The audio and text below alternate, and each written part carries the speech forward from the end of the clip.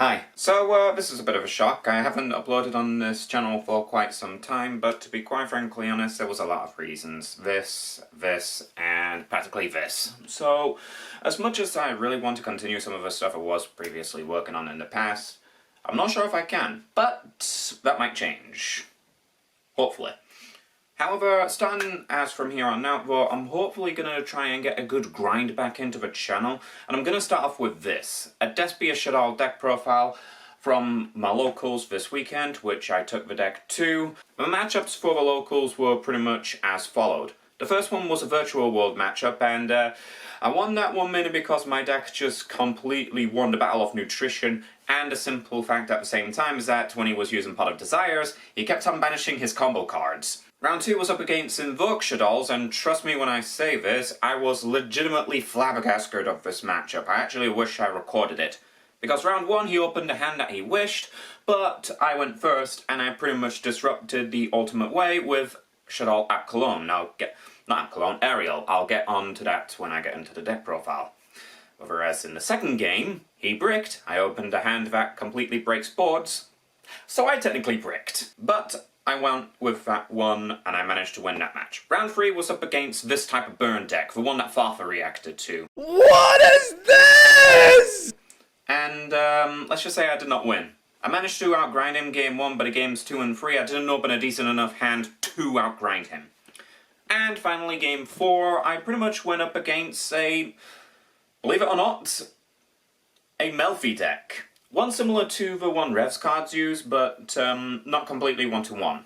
And oh boy, this was definitely a matchup, alright. But thanks to the way the Despia Shaddolls worked, I was capable of grinding through the entire game state, so much so that pretty much everyone had a hard time trying to keep up with me when I was in the driver's seat.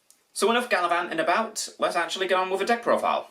Now then, without further ado, let's actually get on with the deck. The Shaddoll package is actually fairly small, but simple and straight to the point. 2 Wendy, 1 Beast, 1 Squamata, 1 Ariel, and 1 Hedgehog. For the monster lineup of Shaddolls, that's practically just all I need. Their effects in the graveyard is what matters the most, which what makes the Shaddoll engine pretty much ridiculous in this deck. And it works well with the Despias, since a lot of them prefer to be in the graveyard, and love it when they get banished. So when it comes to the Shaddolls, I thought to myself, hey, this actually works. It even works great at the same time, knowing that each one of these Shaddolls can help synergize the deck in a fairly unique way. Wendy can help throw out one of these Shaddolls from the deck. Ariel, as I said, helped me out in a mirror match with Invoke Shaddolls, where the play pretty much went like this. My opponent normal summoned Alistair and went into Almirage after searching his invocation, and when he went into Security Gardener from Almirage, I thought to myself something quite simple. I'll activate Branded Opening, and I'll send Ariel from my hand to summon out a Jasper from deck. I'll get to Branded Opening in a second, but as soon as Ariel hit the grave, that's when her effect triggered. And yes, I will get to Branded Opening in effect if you are wondering, can that actually happen? Because yes, it can. I'm also running 3 Shaddoll Fusion, along with 2 Super Polymerization, and that's it for the spell lineup for the Shaddolls. Yes, there is no L Shaddoll Fusion. Apparently because there's no point in it. With Shaddoll Fusion, it's great for baiting out a lot of things, but it's fantastic for continuing along with a lot of plays, and Super Polymerization is just insane. I kinda wish I played a 3rd, but in all honesty, I'm fine with 2. The deck is tight enough already at 40 cards, but I didn't want to see all these fusion spells at once, mainly because I knew that as soon as I get most of my fusion monsters on board, the game was going to be continuing forward from my end regardless, so hence why. No, whoops, my mistake, I've forgotten about Shaddoll Schism. So Schism is the trap card fusion card for Shaddolls, and it is incredible. Allowing you to fusion summon by banishing the materials from field or graveyard is amazing. Plus, at the same time, is that if you use one of the Despias to fuse with the Shaddoll monsters to make the other Shaddolls, it triggers some of the Despia's effects, which makes it all the more incredible to use. Okay, so that was the Shaddoll lineup. Let's move along to the Despias. 3 copies of Alba, the Jester of Despia, 1 Tragedy, and 1 Dramaturge. The monsters are pretty much simple. Even though Alba was mistranslated over here, he was updated in the database to let people know that you can search branded cards with him. But even so, I mostly searched the field spell throughout my duration in the locals. Tragedy I barely saw, but when I did have the opportunity of bringing him out, oh god, was he amazing. And as for this guy, wow. His effect to pretty much negate anything on field is amazing, but the fact that he can bring himself back as if he was banished or use his fusion material is amazing, especially with Shaddoll Schism. Whenever I have the opportunity of getting him into the graveyard and using Schism along with him to pretty much bring out Winder and have him on board as well, that's amazing. But I don't need to continue off on how incredible this card is, because trust me when I say this, the Despia cards are literally nuts. So for support lineup, I'm only running 3 of a branded opening and 1 theater. Branded opening is simple. I discard a card and special summon a monster from my deck that is a Despia monster. That discard part is part of a card's effect, not a cost. So hence the reason why this deck is possible. The Shaddolls actually trigger off of the effect of branded opening, which makes it all the more insane with Jester or even Tragedy or even the bigger guy for that matter. And one of the most insane parts about this card as well is that it's a return of a Dragon Lord's effect while it's in the graveyard for fusion monsters, which I legitimately cannot explain on how incredible that effect is. And Despia Theater, look, it's a fusion spell on its own legs, and it brings back a monster, a fairy monster, when one leaves the field. What else do you want me to say about this? It's ridiculous that it's a common. So that's the roster of the Despia. Let's move along to the other engines. Believe it or not, there's one engine in particular that I'm running in this deck that, well, it shouldn't be too surprising. It's actually fairly well known, but it proved to be a lot more useful than I originally anticipated it. Fallen of Albaz, Albion the Shrouded Dragon, Branded in White, and Screams of a Branded. This engine was incredible. Albion allowed me to keep on drawing cards from my deck by sending this, and this card just came up so many times where my opponent was actually hesitant on attacking my fusion monsters because they knew I could just simply bring that one back, or just simply... I had it in a situation where branded opening was in the graveyard regardless, so this was just an extra nail in the coffin that my fusion monsters were hard to kill. Fallen of Albaz and Branded in White were commonly sided out during my locals, but that's mainly because that these two were too slow. Basically, I used these to sit rep the board and see if there was any need for them. For the most part, no, but there were some situations where this came up, where I pretty much used either or to help get me in a situation that would have actually helped. It didn't work, but it was nice to see that I could actually use these in a deck that actually relies on them. Plus, at the same time, thanks to the fusion monsters in the extra deck, Albaz is actually amazing in this deck, along with his bigger dragon counterpart. And even though I never got a chance to resolve Branded in White, it was still nice to know that I had another option for an Albaz target that could simply set itself as soon as it was on the field. I need to word myself correctly more in the future. Moving along now to the final engine, it is a very predictable one, but a very useful one. Ecclesia, Maximus, Fleur de Lis, and a Nadir Servant. Look, must I explain why the Dogmatica engine is so powerful? I've been ripping cards out of my opponent's deck with this thing. This thing was capable of searching out this thing, which in turn this thing sending 2 of my dragons from my extra deck to the graveyard to search out Fleur. This just making it all the more incredible. This is just a ridiculously consistent engine. I'm just gonna say it right there and then. Hand traps now. 3 Ash Blossom and 3 of the Psyframe Gear Gammas along with a driver. Interesting thing about this is that I could use driver for a fusion material with a live Shaddoll fusion with the deck material set up, so that way it gets rid of a Garnet, and when I have the Psyframe Gear Gamma in my hand, it makes it live as soon as it goes, as soon as I can have an opportunity to fire it off. You may be thinking, how's that possible? Well, there's one card in my extra deck that allows me to do so.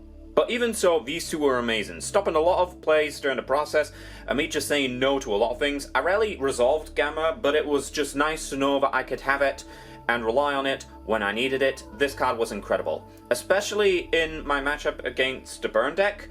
In game 1, I won mainly because when he activated Swift Scarecrow, I had Lambda on field, that's the extra deck card, and I was capable of using Gamma. Support spell cards now, 1 Foolish and 1 Call by the Grave. There's a reason why Foolish is in this deck. Everything triggers, well, almost everything triggers when it's in the graveyard, plus it helps with the consistency of a deck. Card by the Grave pretty much stops the opponent from pretty much interrupting me, or I could use it as a disruption. So only saw it once, got destroyed mainly because I couldn't hit the target, and that was in the Invoke matchup when we both bricked. Well, technically he bricked and I did not, because it wasn't a busted hand to use in the mirror to break a board, but he did not make a board, which makes things all the more frustrating. There you go. Okay, extra deck. 3 El Shaddoll Construct, My god, this card is incredible. I've lost count on how many times I summoned Construct out in this locals, but it was incredible that I was just capable of throwing it out consistently enough, along with a driver package, and just simply beginning a lot of plays off with her just there and then. This is just an insane card, I'm just gonna leave it at that. App Cologne. The fact that I can simply use it to negate a monster on the field is incredible. Well, any card on the field, I should say, is incredible. It cannot be destroyed by battle, which is insane, but it's its graveyard effect, which is warranting its position in the deck. Allowing me to search any Shaddoll card from my deck or graveyard to hand and then send the card afterwards. Look, this card is insane, trust me. Shaddoll Winder. Only one special summon can be destroyed by card effects, plus with Branded Opening now being in the deck, this thing is now harder to kill. This card is insane, alright? 2 copies of Despian Corrupted Floor. This card, oh boy, it did not do much, but it helped me out so much throughout the entire day. All it does is simply enough flat zeros everything that is not a level 8 or higher fusion monster to 0, in terms of attack and defense well, just attack that is. But it does so much that I was actually kind of surprised, because at first I thought it was kind of underwhelming. But the more I used it, the more I realized that this locks my opponent in a bit of a loop without them even realizing it. Plus it actually helps with the special ruling that if 2-0 attacking monsters attack each other, nothing happens. Finally, for the last Despia being this guy, Proskenion? Corrupted Nexus. My god, does this like making this card dark. Rarely saw him, but I mainly used him as a super poly target just in case I went up against a matchup that was either the mirror or use something roughly similar. And by roughly similar, I mean anything that had a Despia along with a light or dark coalition with it. Starving Venom. The opportunity to summon this was ridiculous, as well as at the same time knowing that I could summon it with Fallen of Albaz was just insane. But nevertheless, this card is just incredible. And finally for Albaz Dragon Form. The overperformed Titaniclad and Albion. These two are just simply incredible. Titaniclad simply capable of adding Fallen of Albaz or any Dogmanica monster from my deck to hand, and Albion just sets a branded spell on trap. These guys were overutilized. And the underutilized Springand for Glory Dragon. The reason why I say this is underutilized is mainly because I never saw it, and it never did anything that it was supposed to do. This is most likely a card that's going to be taken out of the extra deck for... I don't want to put Dragoon in, but it may be possible. But at the same time, there are possibilities of some things actually going in that might actually replace it. One of which being another Shaddoll Fusion monster. Finally, for the links. The one Lambda. Before I can use Nadir Servant, or even Branded Opening for that matter, I can still go off into link plays, and it's mainly because Lambda has this incredible effect of allowing me to activate Cypher monsters from my hand whilst I control a monster. This card is just insane, trust me. And Verte Anaconda. Doesn't come up as well as, or as often as I want it to, but it gets the job done. Plus, at the same time, it helps with super polying, and it also helps at the same time with trying to get myself a monster on board to help make things absurdly strong. This card is just incredible. Okay, now it's time for the side deck. Starting things off is free Lava Golem. I was not expecting to have a newfound love for this card up until right now. I was originally expecting this to underperform because I was using Winged Dragon of Ra Sphere mode in some of my other stun decks beforehand. That card underperformed, and I wanted to use Kaijus mainly because a lot of boards that I've seen, especially at my locals, because I play it to equivalent to my locals, usually end on at least 2 interruptions, where one is still a bit problematic to get around. Lava Golem, though, is the perfect solution. Even with today's metagame, I still think that it's one of the better solutions, mainly because you can just simply drop it down and no one will expect a thing. Plus, it doesn't interfere that much with your play, since you're mostly going to be special summoning an awful lot with your deck. You don't need to worry about the normal summon. I wish I could do the rock theme, but I don't want to get copyright struck, but you know what's going to be coming now, smash into the ground. It's Nibiru. It's a light target, it gets rid of monsters, it's Nibiru, what can you say? I didn't main deck this mainly because I wanted to keep on browsing my matchups, and with me maining Winder as well, it would be pretty damn hard and pretty damn bad for me to contemplate maining this. It is still a good card, trust me. But the problem is trying to find that opportunity to use it, and it came up twice. Once, I did see it. The second time, I did not see it. Well, technically it was the other way round, but you get the point I'm trying to get across. It was in the Melfi matchup where I saw this, and when I saw this in the Melfi matchup, I was legitimately amazed at what this card was capable of. Just simply wiping out a Nat Beast and whatever kind of interruption was coming up afterwards. I was just so glad to see this and just simply toss it down.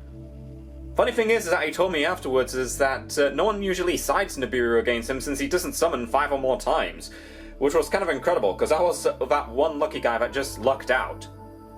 Plus, at the same time, it helped when he summoned 5 times later on in that same round, and I just happened to drop this on him when he summoned a Zeus, and he was not happy.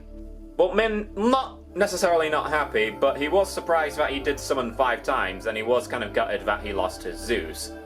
Then, when I realised that the token was 4,000 defense and 4,500 attack, and I pretty much had almost nothing, I top decked Lava Golem and just simply sat it down in defense mode after he summoned Catty. Triple Dark Ruler no more? It's fine. I'm not sure if I'm enjoying it as much as something like Nibiru, but for what it's doing, it's fine. Double Cosmic Cyclone and 1 Harpy's Feather Duster. Look, these just banish things as a whole, and this just gets rid of all of the spell and traps that my opponent may control. What can I say no to this card for? And finally, triple evenly matched. My favourite of the trap-based trap cards are hand traps.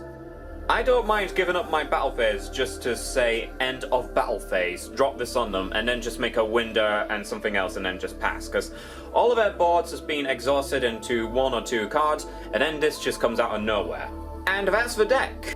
Like I said earlier on, I apologise for not uploading for quite some time, but I hope that this deck profile is actually good enough to at least entertain you lot for what I've been working with, what's been working for me, and what I've been practicing with as well at the same time. I've been using Shaddoll since day 1, and when I heard of the Dogmatica cards and saw them in action, I've been using them, been getting some fantastic results.